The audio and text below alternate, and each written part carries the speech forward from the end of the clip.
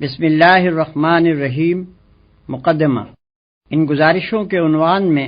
لفظ مقدمہ دیکھ کر کسی کو یہ غلط فہمی نہ ہو کہ میں قرآن کا مقدمہ لکھ رہا ہوں۔ یہ قرآن کا نہیں، تفہیم-ul-Quran کا مقدمہ ہے، اور اس کے لکھنے سے میرے پیش نظر دو مقصد ہیں۔ اول یہ کہ قرآن کا مطالعہ شروع کرنے سے پہلے ایک عام ناظر ان باتوں سے اچھی طرح واقف ہو جائے جن کو ابتدائی میں سمجھ لینے سے فہم قرآن کی راہ آسان ہو جاتی ہے، ورنہ یہ باتیں دوران مطالعہ میں بار بار کھٹکتی ہیں اور بسا اوقات محض ان کو نہ سمجھنے کی وجہ سے آدمی برسوں تک معنی قرآن کی سطح ہی پر گھومتا رہتا ہے، گہرائی میں اترنے کا راستہ اسے نہیں ملتا۔ دوم یہ کہ ان سوالات کا جواب پہلے ہی دے دیا جائے جو قرآن کو سمجھنے کی کوشش کرتے وقت بالعموم لوگوں کے ذہن میں پیدا ہوا کرتے ہیں۔ میں اس مقدمے میں صرف ان سوالات کا جواب دوں گا جو خود میرے ذہن میں اول پیدا ہوئے تھے یا جن سے بعد میں مجھ کو سابقہ پیش آیا۔ ان کے علاوہ اگر کچھ اور سوالات بھی جواب تلق باقی رہ گئے ہوں تو ان سے مجھے آگاہ کیا جائے، ان کا جواب انشاءاللہ آئندہ اشاعت کے موقع پر اس مقدمے میں بڑھا دیا جائے گا۔ عام طور پر ہم جن کتابوں کے پڑھنے کے عادی ہیں ان میں ایک متعین موضوع پر معلومات، خیالات اور دلائل کو ایک خاص تصنیفی ترتیب کے ساتھ مسلسل بیان کیا جاتا ہے۔ اسی بنا پر جب ایک ایسا شخص جو قرآن سے ابھی تک اجنبی رہا ہے پہلی مرتبہ اس کتاب کے مطالعے کا ارادہ کرتا ہے تو وہ یہ توقع لیے ہوئے آگے بڑھتا ہے کہ کتاب ہونے کی حیثیت سے اس میں بھی عام کتابوں کی طرح پہلے موضوع کا تعین ہوگا، پھر اصل مضمون کو ابواب اور فصول میں تقسیم کر کے ترتیب بار ایک ایک مسئلے پر بحث کی جائے گی، اور اسی طرح زندگی کے ایک ایک شعبے کو بھی الگ الگ لے کر اس کے متعلق احکام و ہدایات سلسلہ وار درج ہوں گی۔ لیکن جب وہ کتاب کھول کر مطالعہ شروع کرتا ہے تو اسے یہاں اپنی توقع کے بالکل خلاف ایک دوسرے ہی انداز بیان سے سابقہ پیش آتا ہے جس سے وہ اب تک بالکل ناآشنا تھا۔ یہاں وہ دیکھتا ہے کہ اعتقادی مسائل، اخلاقی ہدایات، شرعی احکام، دعوت، نصیحت، عبرت، تنقید، ملامت، تخویف، بشارت، تسلی، دلائل، شواہد، تاریخی قصے، آثار کائنات کی طرف اشارے بار بار ایک دوسرے کے بعد آ رہے ہیں۔ ایک ہی مضمون مختلف طریقوں سے مختلف الفاظ میں دہرایا جا رہا ہے، ایک مضمون کے بعد دوسرا اور دوسرے کے بعد تیسرا اچانک شروع ہو جاتا ہے، بلکہ ایک مضمون کے بیچ میں دوسرا مضمون یکایک آ جاتا ہے۔ مخاطب اور متکلم بار بار بدلتے ہیں اور خطاب کا رخ رہ کر مختلف سمتوں میں پھرتا ہے۔ بابوں اور فصلوں کی تقسیم کا کہیں نشان نہیں، تاریخ ہے تو تاریخ نگاری کے انداز میں نہیں، فلسفہ و مابعد الطبیعیات ہیں تو منطق و فلسفہ کی زبان میں نہیں، انسان اور موجودات عالم کا ذکر ہے تو علوم طبیعی کے طریقے پر نہیں، تمدن و سیاست اور معیشت و معاشرت کی گفتگو ہے تو علوم عمران کے طرز پر نہیں، قانونی احکام اور اصول قانون کا بیان ہے تو مقننوں کے ڈھنگ سے بالکل مختلف، اخلاق کی تعلیم ہے تو فلسفہ اخلاق کے سارے لٹریچر سے اس کا انداز جدا۔ یہ سب کچھ اپنے سابق کتابی تصور کے خلاف پا کر آدمی پریشان ہو جاتا ہے اور اسے یوں محسوس ہونے لگتا ہے کہ یہ ایک غیر مرتب، غیر مربوط، منتشر کلام ہے جو اول سے لے کر آخر تک بے شمار چھوٹے بڑے مختلف شذرات پر مشتمل ہے، مگر مسلسل عبارت کی شکل میں لکھ دیا گیا ہے۔ مخالفانہ نقطہ نظر سے دیکھنے والا اسی پر طرح طرح کے اعتراضات کی بنا رکھ دیتا ہے، اور موافقانہ نقطہ نظر رکھنے والا کبھی معنی کی طرف سے آنکھیں بند کر کے شکوک سے بچنے کی کوشش کرتا ہے،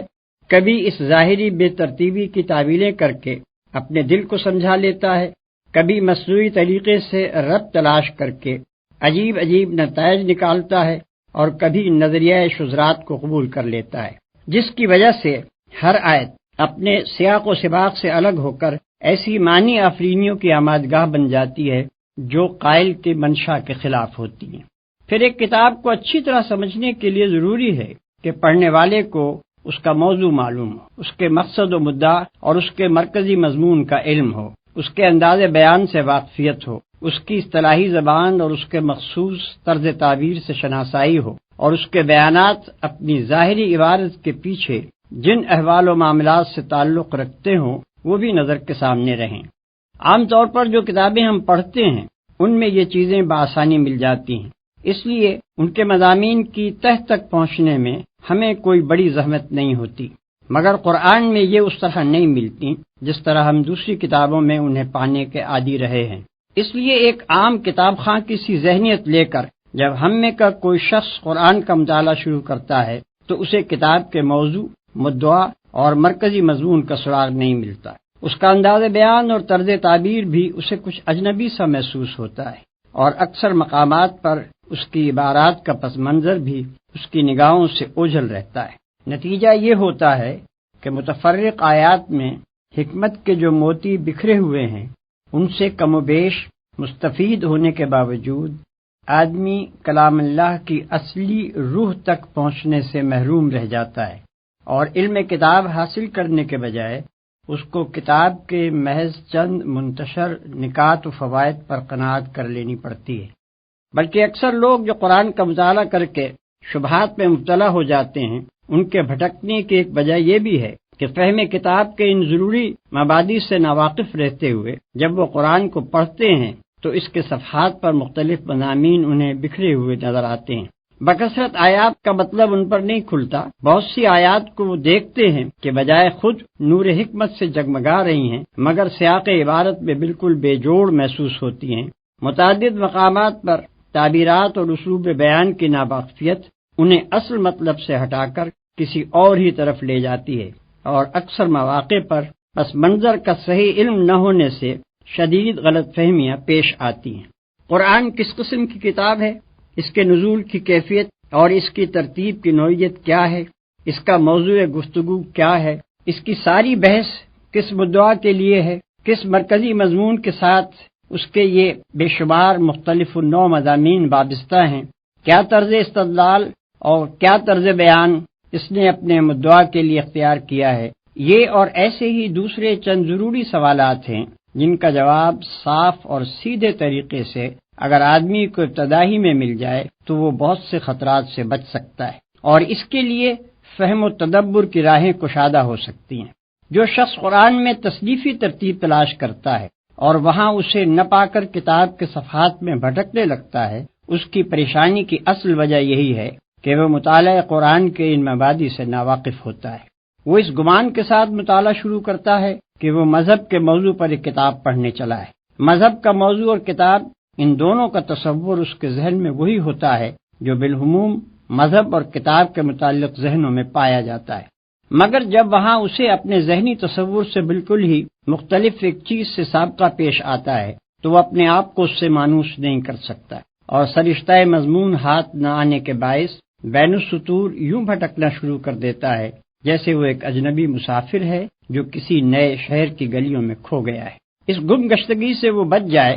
اگر اسے پہلے ہی بتا دیا جائے کہ تم جس کتاب کو پڑھنے جا رہے ہو وہ تمام دنیا کے لٹریچر میں اپنے طرز کی ایک ہی کتاب ہے۔ اس کی تصنیف دنیا کی ساری کتابوں سے مختلف طور پر ہوئی ہے، اپنے موضوع اور مضمون اور ترتیب کے لحاظ سے بھی وہ ایک نرالی چیز ہے، لہذا تمہارے ذہن کا وہ کتابی سانچہ جو اب تک کی کتب بینی سے بنا ہے اس کتاب کے سمجھنے میں تمہاری مدد نہ کرے گا بلکہ الٹا مزاحم ہوگا۔ اسے سمجھنا چاہتے ہو تو اپنے پہلے سے قائم کیے ہوئے قیاسات کو ذہن سے نکال کر اس کی عجیب خصوصیات سے شناسائی حاصل کرو۔ اس سلسلے میں سب سے پہلے ناظر کو قرآن کی اصل سے واقف ہو جانا چاہیے، وہ خواہ اس پر ایمان لائے یا نہ لائے، مگر اس کتاب کو سمجھنے کے لیے اسے نقطۂ آغاز کے طور پر اس کی وہی اصل قبول کرنی ہوگی جو خود اس نے اور اس کے پیش کرنے والے نے یعنی محمد صلی اللہ علیہ وسلم نے بیان کی ہے، اور وہ یہ ہے: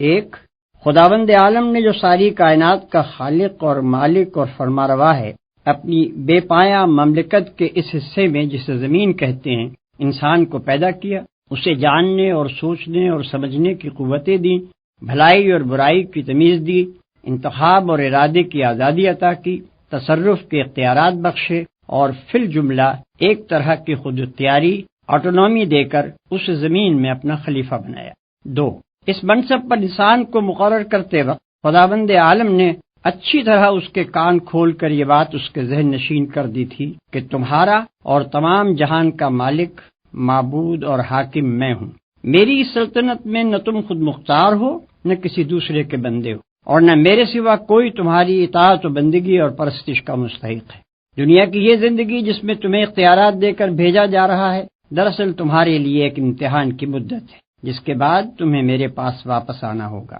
اور میں تمہارے کام کی جانچ کر کے فیصلہ کروں گا کہ تم میں سے کون امتحان میں کامیاب رہا ہے اور کون ناکام۔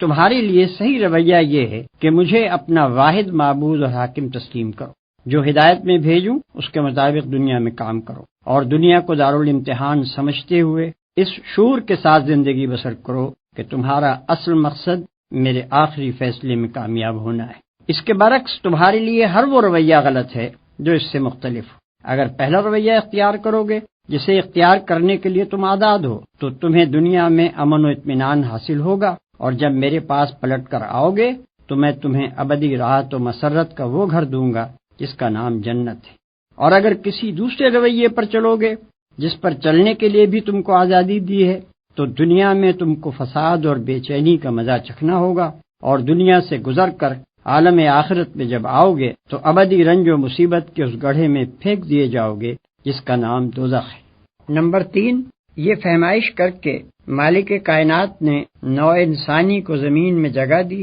اور اس نوع کے اولین افراد آدم اور حوا کو وہ ہدایت بھی دے دی جس کے مطابق انہیں اور ان کی اولاد کو زمین میں کام کرنا تھا۔ یہ اولین انسان جہالت اور تاریکی کی حالت میں پیدا نہیں ہوئے تھے، بلکہ خدا نے زمین پر ان کی زندگی کا آغاز پوری روشنی میں کیا تھا۔ وہ حقیقت سے واقف تھے، انہیں ان کا قانون حیات بتا دیا گیا تھا۔ ان کا طریق زندگی خدا کی اطاعت یعنی اسلام تھا، اور وہ اپنی اولاد کو یہی بات سکھا کر گئے کہ وہ مطیع خدا مسلم بن کر رہیں۔ لیکن بعد کی صدیوں میں رفتہ رفتہ انسان اس صحیح طریقے زندگی سے منحرف ہو کر مختلف قسم کے غلط رویوں کی طرف چل پڑے۔ انہوں نے غفلت سے اس کو بھی گم کیا اور شرارت سے اس کو مسخ بھی کر ڈالا۔ انہوں نے خدا کے ساتھ زمین و آسمان کے مختلف انسانی اور غیر انسانی، خیالی اور مادی ہستیوں کو خدائی میں شریک ٹھہرا لیا۔ انہوں نے خدا کے دیے ہوئے علم حقیقت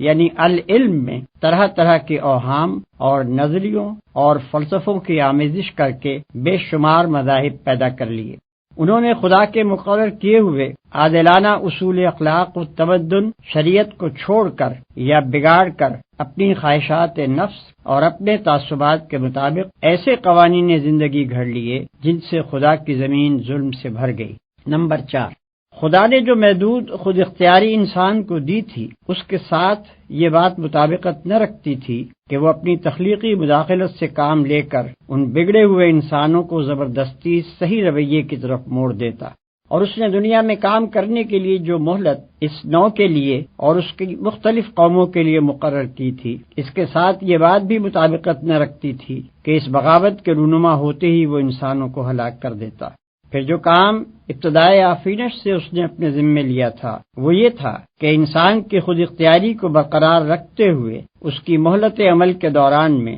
اس کی رہنمائی کا انتظام وہ کرتا رہے گا۔ چنانچہ اپنی اس خود عائد کردہ ذمہ داری کو ادا کرنے کے لیے اس نے انسانوں ہی میں سے ایسے آدمیوں کو استعمال کرنا شروع کیا جو اس پر ایمان رکھنے والے اور اس کی رضا کی پیروی کرنے والے تھے۔ اس نے ان کو اپنا نمائندہ بنایا، اپنے پیغامات ان کے پاس بھیجے، ان کو علم حقیقت بخشا، انہیں صحیح قانون حیات عطا کیا، اور انہیں اس کام پر مامور کیا کہ بنی آدم کو اسی راہ راست کی طرف پلٹنے کی دعوت دیں جس سے وہ ہٹ گئے تھے۔ 5، یہ پیغمبر مختلف قوموں اور ملکوں میں اٹھتے رہے، ہزارہ برس تک ان کی آمد کا سلسلہ چلتا رہا، ہزارہ کی تعداد میں وہ مبعوث ہوئے۔ ان سب کا ایک ہی دین تھا، یعنی وہ صحیح رویہ جو اول روز ہی انسان کو بتا دیا گیا تھا۔ وہ سب ایک ہی ہدایت کے پیرو تھے، یعنی اخلاق و تمدن کے وہ ازلی و ابدی اصول جو آغاز ہی میں انسان کے لیے تجویز کر دیے گئے تھے، اور ان سب کا ایک ہی مشن تھا،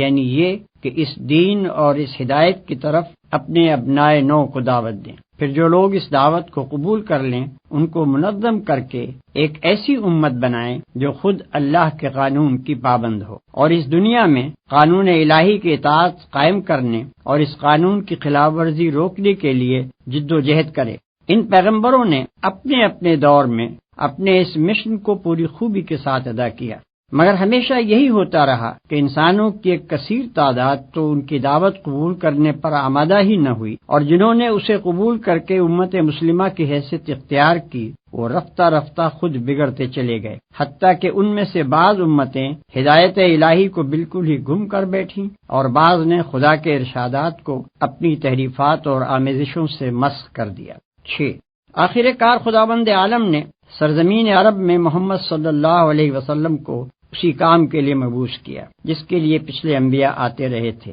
ان کے مخاطب عام انسان بھی تھے اور پچھلے انبیاء کے بگڑے ہوئے پیرو بھی۔ سب کو صحیح رویے کی طرف دعوت دینا، سب کو از نو خدا کی ہدایت پہنچا دینا، اور جو اس دعوت و ہدایت کو قبول کریں انہیں ایک ایسی امت بنا دینا ان کا کام تھا جو ایک طرف خود اپنی زندگی کا نظام خدا کی ہدایت پر قائم کرے اور دوسری طرف دنیا کی اصلاح کے لیے جد و جہد کرے۔ اسی دعوت اور ہدایت کی کتاب یہ قرآن ہے جو اللہ نے محمد صلی اللہ علیہ وسلم پر نازل فرمائی۔ قرآن کی یہ اصل معلوم ہو جانے کے بعد ناظرین کے لیے یہ سمجھنا آسان ہو جاتا ہے کہ اس کتاب کا موضوع کیا ہے، اس کا مرکزی مضمون کیا ہے اور اس کا مدعا کیا ہے۔ اس کا موضوع انسان ہے، اس اعتبار سے کہ بلحاظ حقیقت نفس الامری اس کی فلاح اور اس کا خسران کس چیز میں ہے۔ اس کا مرکزی مضمون یہ ہے کہ ظاہر بینی یا قیاس آرائی یا خواہش کی غلامی کے سبب سے انسان نے خدا اور نظام کائنات اور اپنی ہستی اور اپنی دنیاوی زندگی کے متعلق جو نظریات قائم کیے ہیں اور ان نظریات کی بنا پر جو رویے اختیار کر لیے ہیں وہ سب حقیقت نفس الامری کے لحاظ سے غلط اور نتیجے کے اعتبار سے خود انسان ہی کے لیے تباہ کن ہیں۔ حقیقت وہ ہے جو انسان کو خلیفہ بناتے وقت خدا نے خود بتا دی تھی، اور اس حقیقت کے لحاظ سے انسان کے لیے وہی رویہ درست اور خوش انجام ہے جسے پچھلے صفحات میں ہم صحیح رویے کے نام سے بیان کر چکے ہیں۔ اس کا مدعا انسان کو اس صحیح رویے کی طرف دعوت دینا اور اللہ کی اس ہدایت کو واضح طور پر پیش کرنا ہے جسے انسان اپنی غفلت سے گم اور اپنی شرارت سے مست کرتا رہا ہے۔ ان تین بنیادی امور کو ذہن میں رکھ کر کوئی شخص قرآن کو دیکھے تو اسے صاف نظر آئے گا کہ یہ کتاب کہیں اپنے موضوع اور اپنے مدعا اور مرکزی مضمون سے بال برابر بھی نہیں ہٹی ہے۔ اول سے لے کر آخر تک اس کے مختلف نو مضامین اس کے مرکزی مضمون کے ساتھ اس طرح جڑے ہوئے ہیں جیسے ایک ہار کے چھوٹے بڑے رنگ برنگ جواہر ہار کے رشتے میں مربوط و منسلک ہوتے ہیں۔ وہ زمین و آسمان کی ساخت پر، انسان کی خلقت پر، آثار کائنات کے مشاہدات اور گزری ہوئی قوموں کے واقعات پر گفتگو کرتا ہے، مختلف قوموں کے عقائد و اخلاق اور اعمال پر تنقید کرتا ہے، مابعد الطبیعی امور و مسائل کی تشریح کرتا ہے اور بہت سی دوسری چیزوں کا ذکر بھی کرتا ہے، مگر اس لیے نہیں کہ اسے طبیعیات یا تاریخ یا فلسفے یا کسی اور فن کی تعلیم دینی ہے، بلکہ اس لیے کہ اسے حقیقت نفس الامری کے متعلق انسان کی غلط فہمیاں دور کرنی ہے، اصل حقیقت لوگوں کے ذہن نشین کرنی ہے، خلاف حقیقت رویے کی غلطی و بد انجامی واضح کرنی ہے اور اس رویے کی طرف دعوت دینی ہے جو مطابق حقیقت اور خوش انجام ہے۔ یہی وجہ ہے کہ وہ ہر چیز کا ذکر صرف اس حد تک اور اس انداز میں کرتا ہے جو اس کے مدعا کے لیے ضروری ہے، ہمیشہ ان چیزوں کا ذکر بقدر ضرورت کرنے کے بعد غیر متعلق تفصیلات کو چھوڑ کر اپنے مقصد اور مرکزی مضمون کی طرف رجوع کرتا ہے، اور اس کا سارا بیان انتہائی یکسانی کے ساتھ دعوت کے محور پر گھومتا رہتا ہے۔ مگر قرآن کے طرز بیان اور اس کی ترتیب اور اس کے بہت سے مضامین کو آدمی اس وقت تک اچھی طرح نہیں سمجھ سکتا جب تک کہ وہ اس کی کیفیت نزول کو بھی اچھی طرح نہ سمجھ لے۔ یہ قرآن اس نوعیت کی کتاب نہیں ہے کہ اللہ تعالیٰ نے بیک وقت اسے لکھ کر محمد صلی اللہ علیہ وسلم کو دے دیا ہو اور کہہ دیا ہو کہ اسے شائع کر کے لوگوں کو ایک خاص رویہ زندگی کی طرف بلائیں۔ نیز یہ اس نوعیت کی کتاب بھی نہیں ہے کہ اس میں مصنفانہ انداز پر کتاب کے موضوع اور مرکزی مضمون کے متعلق بحث کی گئی ہو۔ یہی وجہ ہے کہ اس میں نہ تصنیفی ترتیب پائی جاتی ہے اور نہ کتابی اسلوب۔ دراصل اس کی نوعیت یہ ہے کہ اللہ تعالیٰ نے عرب کے شہر مکہ میں اپنے ایک بندے کو پیغمبری کی خدمت کے لیے منتخب کیا اور اسے حکم دیا کہ اپنے شہر اور اپنے قبیلے یعنی قریش سے دعوت کی ابتدا کرے۔ یہ کام شروع کرنے کے لیے آغاز میں جن ہدایات کی ضرورت تھی صرف وہی دی گئیں اور وہ زیادہ تر 3 مضمونوں پر مشتمل تھیں۔ ایک، پیغمبر کو اس امر کی تعلیم کہ وہ خود اپنے آپ کو اس عظیم الشان کام کے لیے کس طرح تیار کریں اور کس طرز پر کام کریں۔ دوسرے، حقیقت نفس الامری کے متعلق ابتدائی معلومات اور حقیقت کے بارے میں ان غلط فہمیوں کی مجمل تردید جو گرد و پیش کے لوگوں میں پائی جاتی تھیں، جن کی وجہ سے ان کا رویہ غلط ہو رہا تھا۔ تیسرے، صحیح رویے کی طرف دعوت اور ہدایت الہی کے ان بنیادی اصول اخلاق کا بیان جن کی پیروی میں انسان کے لیے فلاح و سعادت ہے۔ شروع کے یہ پیغامات ابتدائے دعوت کی مناسبت سے چند چھوٹے چھوٹے مختصر بولوں پر مشتمل ہوتے تھے، جن کی زبان نہایت شستہ، نہایت شیریں، نہایت پر اثر اور مخاطب قوم کے مذاق کے مطابق بہترین ادبی رنگ لیے ہوئے ہوتی تھی، تاکہ دلوں میں یہ بول تیر و نشتر کی طرح پیوست ہو جائیں، کان خود بخود ان کے ترنم کی وجہ سے ان کی طرف متوجہ ہوں، اور زبانیں ان کے حسن تناسب کی وجہ سے بے اختیار ہو کر انہیں دہرانے لگیں۔ پھر ان میں مقامی رنگ بہت زیادہ تھا، اگرچہ بیان تو کی جا رہی تھیں عالمگیر صداقتیں، مگر ان کے لیے دلائل و شواہد اور مثالیں اس قریب ترین ماحول سے لی گئی تھیں جس سے مخاطب لوگ اچھی طرح مانوس تھے۔ انہی کی تاریخ، انہی کی روایات، انہی کے روزمرہ مشاہدے میں آنے والے آثار اور انہی کی اعتقادی و اخلاقی اور اجتماعی خرابیوں پر ساری گفتگو تھی تاکہ وہ اس سے اثر لے سکیں۔